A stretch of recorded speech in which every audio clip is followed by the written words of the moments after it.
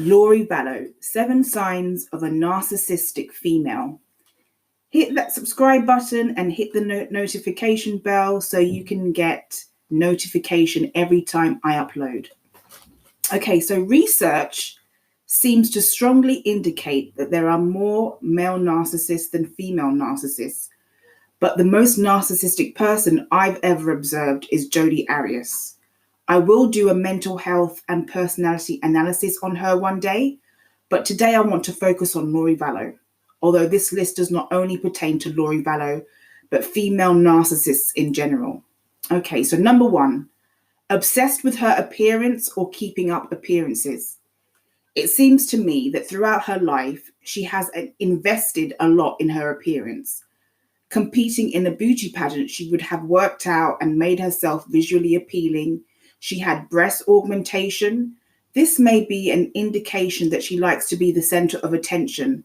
I think she used her looks and her sexually appealing appearance to dupe men into falling for her. Now, let me make it clear. Just because someone is invested in their physical appearance doesn't necessarily make them narcissistic. That's not what I'm saying. But when you look at the entire picture and you put everything into context, this characteristic may have been a very subtle sign that she thought she was something special or unique because of how she looked or how she appeared to others.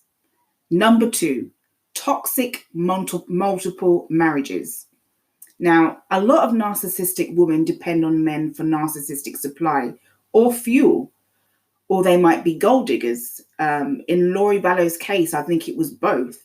She discarded when she got bored and needed new stimulus, but I think she was with Charles Vallow purely for his money.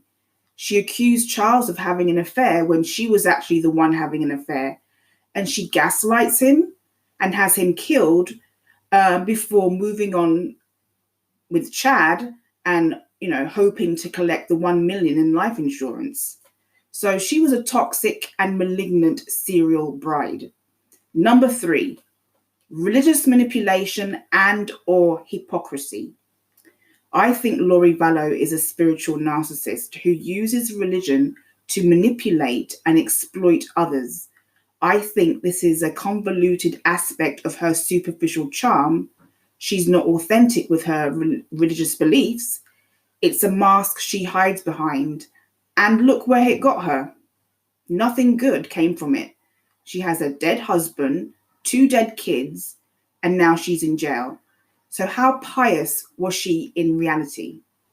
My guess is her religious inclinations were all fake or superficial. Number 4, putting her needs and desires above that of her children. This applies to malignant narcissistic females, which I think Lori is a perfect example of. She wanted to be with Chad. She wanted to be with Chad so desperately, and she didn't care about her kids at all. I think based upon all we know, it's quite clear she has never been concerned about her children and showed a complete lack of interest in her son, Colby Ryan. Number 5, lack of morals or conscience. This is also a classic characteristic of female narcissists. They have no morals or conscience. Her children were deceased and she was living it up in Kauai. That alone shows she had no morals. She simply didn't care. Number 6, pathological lying. Lori Vallow, Jodi Arias, Karla Homolka all have this in common. They lie repeatedly. They lie about lying. They are highly deceitful. They will do anything to minimize their participation in a crime. They lie to their families. 7, lack of empathy. For me, this is the biggest factor with sociopaths and psychopaths, but also narcissists to an extent. Knowing that her children were deceased by September, seeing her son pleading and in pain, and yet there she was dancing on the beach, walking around in a mini skirt and sunglasses, not a care in the world. Her reaction to Charles Vallow's murder, how cold, how unfeeling, throwing a party afterwards, all of these factors indicate that she had no empathy at all.